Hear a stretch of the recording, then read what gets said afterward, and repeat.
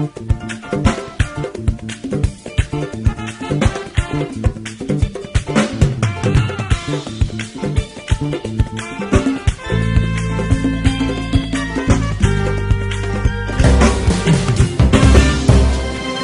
êtes bien sur la 89.3 FM, c'est l'heure du journal.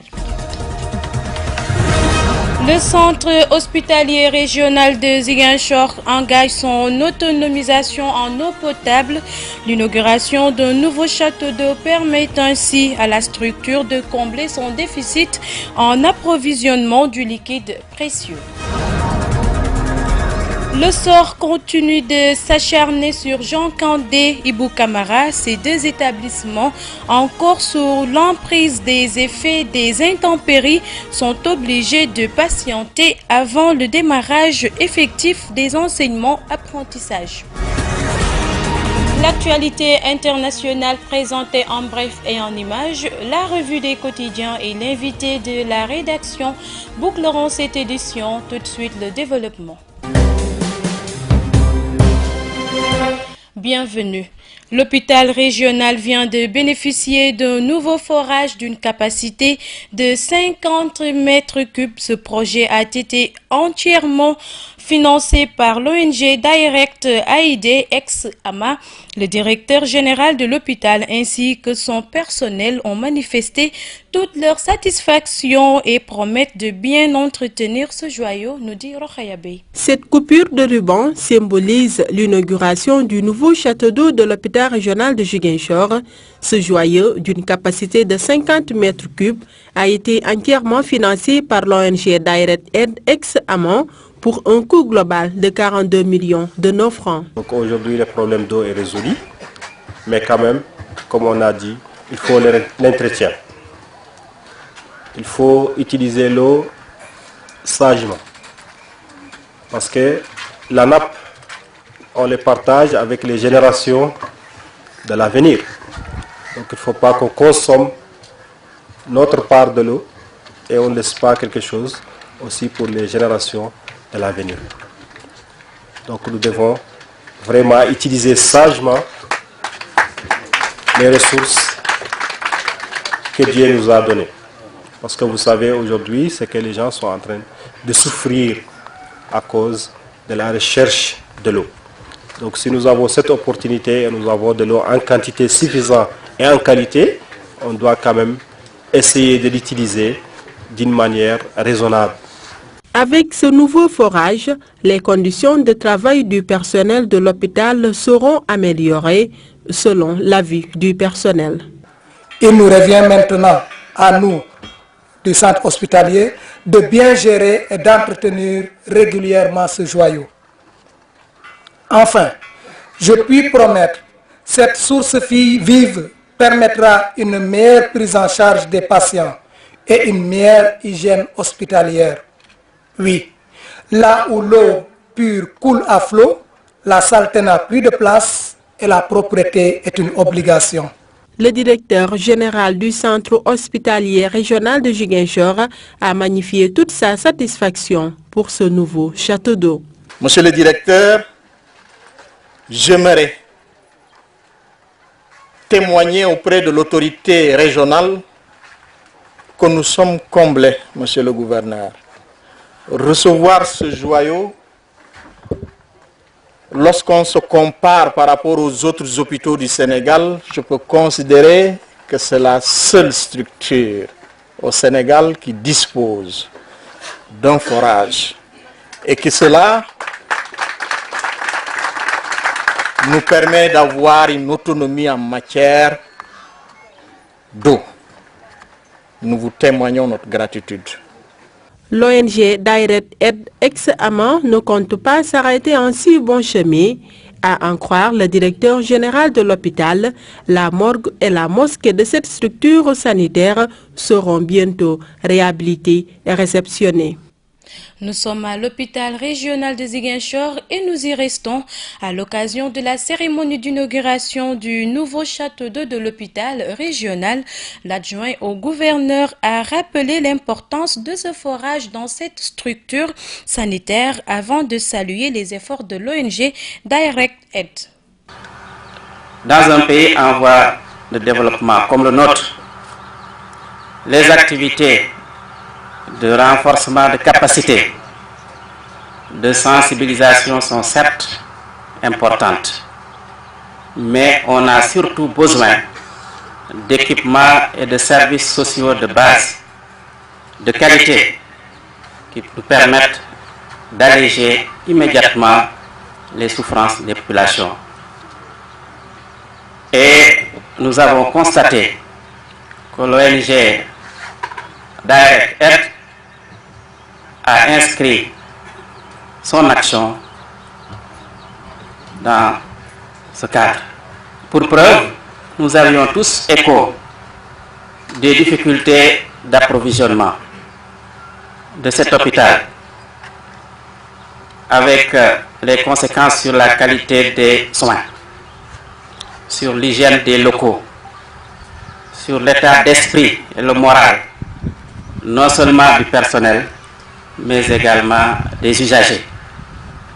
S'il n'y avait pas cet investissement, sans doute le problème allait continuer à nous préoccuper. Groupe Média du Sud à Baïla, l'Agence nationale de la météorologie et de l'aviation civile arme les acteurs pour éviter les accidents en mer et augmenter leur productivité. Un atelier allant dans ce sens est tenu à Baïla dans le cadre du projet Sincère, nous dit Lamine Badian. Accroître la résilience et la productivité des populations en se basant sur l'information climatique en utilisant l'outil de communication et le challenge que se fixe l'Agence nationale de l'aviation civile et de la météorologie ANACIM. Dans le cadre du projet USAID Sincère, des ateliers se tiennent sur l'ensemble du territoire national avec des groupes socio-professionnels, notamment les acteurs de la pêche. Tidjane Djidjou, ingénieur météorologue à l'ANACIM. Ces pêcheurs sont confrontés à des problèmes, à des accidents liés à ces intempéries dus au changement climatique. Donc l'ANACIM, à travers le projet Sincère, en collaboration aussi avec les services de pêche, a pris l'initiative d'organiser des journées de sensibilisation, des ateliers pour ainsi dire, au niveau national. Donc aujourd'hui on est venu à Baïla dans ce cadre-là pour former les pêcheurs surtout l'utilisation de l'information climatique. Les faire comprendre qu'avant d'aller en mer, il faudrait au moins avoir l'information météo. Vu les accidents et les difficultés qu'ils rencontrent dans l'exercice de leur activité, les pêcheurs du comité local des pêcheurs artisanaux CLPA de Baïla ne pouvaient espérer mieux. Patrick Badji est son coordonnateur. Ça nous donne beaucoup de sécurité quand nous allons à la pêche parce que si on reçoit le jour les informations de la météorologie, le changement va se faire. Les gens vont prendre toutes les précautions pour aller en mer. Parce que là où nous sommes, des fois tu te lèves la nuit, tu pousses ta pirogue. On va éviter beaucoup les catastrophes. Avoir la sécurité en mer, c'est bien, mais lutter contre les facteurs responsables des changements climatiques à l'origine de nombreuses perturbations en mer, c'est encore mieux. C'est l'avis de Moussa Ba, sous-préfet de l'arrondissement de Sindian. Sur le terrain, nous assistons parfois à des actes qui malheureusement conduisent justement à la perturbation, n'est-ce pas, de cet écosystème-là, à travers la coupe abusive de bois, à travers des cas d'incinération, à travers l'exploitation de charbon de bois. Également, on peut avoir des cas d'émission de gaz carbonique. Et ça aussi, ça contribue fortement à l'effet de serre, ça contribue au réchauffement climatique qui, par ricochet, entraîne l'augmentation du niveau de la mer, des inondations. L'intégration de l'information météorologique dans les activités en mer a permis de faire chuter considérablement les accidents entre 2014 et 2017, même si le combat est loin d'être gagné. C'est pour cette raison que l'ANACIM et les services de pêche comptent multiplier les initiatives et la sensibilisation afin d'amener les acteurs à prendre conscience qu'ils sont les premiers responsables de leur propre sécurité. GMS Bignona, Lamine Badian. Merci Lamine Badian. Parlons éducation dans cette édition. Jusqu'à présent, l'effectivité de la rentrée des classes n'est toujours pas d'actualité dans certains établissements. Et cela malgré le concept Ubitei Yangutei mis en place par l'État afin de remédier au retard accusé chaque année par l'école sénégalaise Abdou Cissé. La rentrée des classes qui a été prévue depuis le 9 octobre et qui devait normalement être effective dans l'ensemble des établissements scolaires du pays ne s'est malheureusement pas passée tel qu'on l'aurait souhaité. En effet, c'est le cas dans certains établissements scolaires de Ziguinchor, à l'instar de l'école Ibou Kamara et de Jean Kandé. Et cela est dû à l'état de délabrement avancé de certaines salles de classe, mais également la submersion d'eau à l'intérieur de ces dits établissements. Une situation face à laquelle des chefs d'établissement sont restés impuissants malgré de nombreuses interpellations faites aux autorités afin de trouver des solutions définitives à ce problème. À l'instar des autres écoles, nous également, nous sommes dans cette dynamique. Autrement dit, nous avons des élèves dans les salles de classe, les enseignants sont là. Et à part bien entendu que nous avons accusé un retard lié à la spécificité de l'école.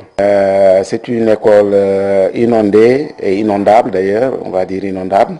Donc à saison des pluies, nous accueillons pratiquement la totalité des eaux de ruissellement qui entrent dans les salles de classe. Et donc à chaque début d'année, il faut décaper les salles de classe, d'abord désherber la cour, ensuite décaper les salles de classe et procéder à la désinfection des locaux. Comme tous les enseignants, nous sommes venus le premier jour, donc le 4. Oui, le 9, nous étions là aussi, mais on était obligé de repousser l'ouverture des élèves parce qu'ils ne pouvaient pas vraiment accéder dans les autres classes. Il y avait énormément d'eau et ensuite beaucoup d'herbes. Comme vous avez vu, maintenant tout est débroussé. Alors, il a fallu vraiment beaucoup de patience parce qu'en fait, si je vous le dis, vous n'allez pas me croire parce que les sapeurs-pompiers ont mis 4 jours ici pour évacuer l'eau. Donc, autrement dit, toute la zone que vous voyez là-bas, elle était pleine, elle était remplie d'eau. Et l'eau même est entrée dans les classes. C'est pourquoi nous n'avons pas pu commencer en même temps que les autres. Aujourd'hui, ces établissements sont obligés de jouer à la prolongation face à une situation alarmante qui ne cesse de persister d'année en année. Ainsi, il faut également noter que cette dernière laisse derrière elle des parents perplexes face à l'avenir de leurs enfants. L'État se lance dans la lutte contre l'immigration clandestine. 6 milliards de francs CFA, c'est la somme mobilisée par l'Union européenne pour le financement du programme de renforcement des entreprises, la formation et l'insertion professionnelle des jeunes à travers l'ADPME. Cher Tidiane Sissé. La croisade contre l'immigration clandestine des jeunes, au cœur des préoccupations de l'Agence pour le développement des petites et moyennes entreprises. C'est à travers un projet dénommé Développer l'emploi au Sénégal, d'un montant de 26 milliards de nos francs que l'Union européenne a mobilisé pour 8 régions du Sénégal, dont Ziguinchor, que l'État compte mettre à profit pour fixer les jeunes dans leur terroir. C'est un programme financé par l'Union européenne, comme l'a dit le gouverneur, à plus de 40 millions d'euros, donc 26 milliards de francs CFA, avec 4 volets. Donc le volet 1, c'est tout ce qui est appui, accompagnement, en tout cas densification du tissu des entreprises. Le volet 2, c'est tout ce qui est accès équitable à la formation professionnelle. Le volet 3, donc c'est tout ce qui est mise à disposition, en tout cas, du financement au niveau des entreprises. Et le volet 4, donc c'est tout ce qui est mise à disposition des informations sur les opportunités économiques des régions. La séance de partage des objectifs de ce projet et de ses composantes ayant réuni plusieurs acteurs du développement économique des PME de Ziguinchor est le lieu pour le chef de l'exécutif régional de plaider en faveur de l'allègement des procédures administratives pour l'accès au financement. Il faut veiller à fixer les populations dans leur terroir d'origine. Et cela ne peut se faire qu'en leur offrant des opportunités pour mener des activités économiques viables, et fiables aussi, et qui leur permettent de subvenir à leurs besoins décemment. Malheureusement, les lourdeurs administratives, les temps trop longs dans le traitement, dans l'exploitation des demandes et des dossiers et dans la libération des financements, quelque part découragent les acteurs, surtout les associations de femmes, les groupements de jeunes et ceux qui ont déposé des candidatures individuelles. qu'on allège les procédures administratives. Rappelez que ce face-à-face avec les représentants de la DPME a permis aux entrepreneurs de la région d'exprimer leurs attentes et craintes qui sont intégrées dans le rapport en vue de réorienter les actions futures de ce projet porteur d'espoir dans la lutte contre l'immigration clandestine au Sénégal. Vous l'avez bien compris, nous passons à présent à la page des sports. Toutes les dispositions sont prises pour la réussite du tournoi international de football qu'organise le Casa Sport en partenariat avec African Sport Strategy, à en croire Siaka Bodian, le secrétaire général du Casa Sport. Ce tournoi, dont le budget est estimé à près de 11 millions de francs CFA, se tiendra du 31 octobre au 5 novembre au stade Aline Sitoé Diatta. Ne peut connaître de succès sans l'adhésion du public ziguinchorois, d'où son invite à fréquenter le stade pendant ce tournoi. Nous l'écoutons, il est au micro de Sissa Okoli. Le grand défi de l'organisation, c'est une adhésion massive des populations à ce tournoi-là. C'est vrai que ce tournoi va se jouer en semaine. Comme j'ai dit, des matchs se joueront à 16h et à 18h, d'autres à 20h et 22h pendant 3 jours, avant que les demi-finales et la finale ne se jouent pas le week-end.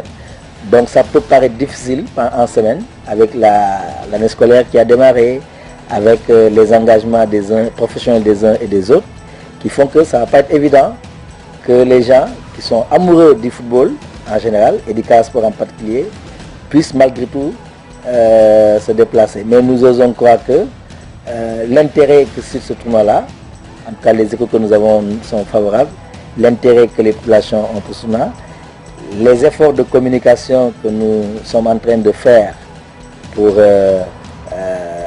que le plus grand nombre en soit informé. D'ici 2 ou 3 jours, un spot publicitaire va tourner au niveau des différentes radios de la place par rapport à ce tournoi-là, et nous osons croire que ça va aiguiser l'appétit des uns et des autres.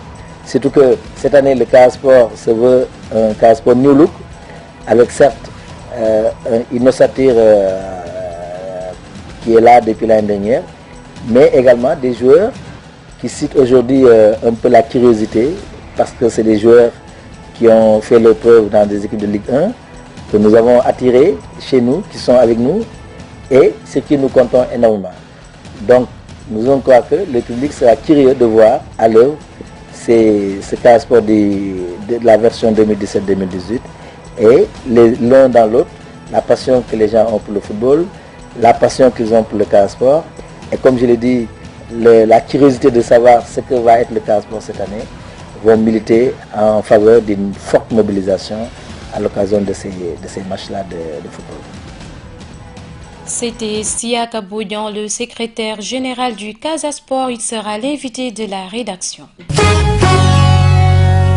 La synthèse de l'actualité internationale qui nous mène d'abord en Irak, puis en Italie et enfin aux États-Unis.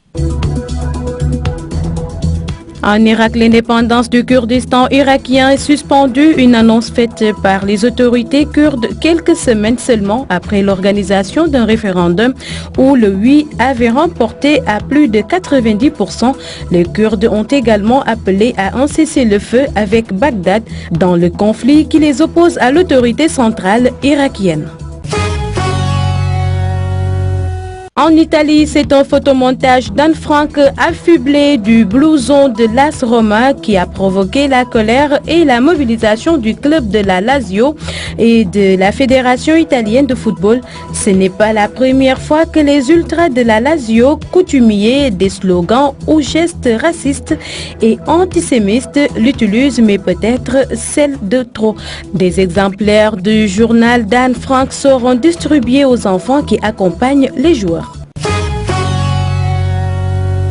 Et enfin, aux États-Unis, Donald Trump vient de subir plusieurs attaques frontales et cette fois-ci, elles viennent de son propre camp. Le sénateur de l'Arizona, Jeff Flake, poids lourd du Parti républicain, n'a pas hésité mardi à charger le président américain, allant même jusqu'à renoncer à briguer un nouveau mandat pour les législatives de l'an prochain. Nous recevons dans ce studio l'invité de la rédaction. Il s'appelle Siaka Bodian. Il s'entretient avec Sissa Okoli. C'est la manifestation d'une d'une amitié que nous développons depuis quelques années avec M. Ablaye Sarr, matchmaker, et qui est à la tête de la structure African Sport Strategy, la 2S, qui est qualifiée dans l'organisation de manifestations sportives. Et Ablaye Sarr, depuis pratiquement 4 à 5 années, organise un tournoi international à Louga et a toujours invité le Casa Sport à participer à ce tournoi-là. Le Casa Sport est l'une des équipes qui a toujours participé à ce tournoi. Je crois qu'avec le Ndiambour, nous sommes les deux à avoir vécu toutes les éditions. Alors dans nos échanges, à la fin du tournoi de l'année dernière, Ablaye Sarr émettait le souhait, si on acceptait cette proposition-là, de délocaliser le tournoi à Ziguinchor. Alors, il s'est trouvé que le Casa Sport s'est également mis dans la perspective d'organiser, d'inscrire dans son agenda pour chaque début de saison et pour servir de cadre de préparation à l'équipe, un tournoi international. Alors, nous avons compilé nos deux tournois, celui d'Ablaye Sarr et le nôtre, pour en faire un seul tournoi et qu'on va nommer Tournoi national de Ziguinchor, qui se veut être d'une part la délocalisation du tournoi de Louga que Ablaye Sarr organise chaque année, et d'autre part évidemment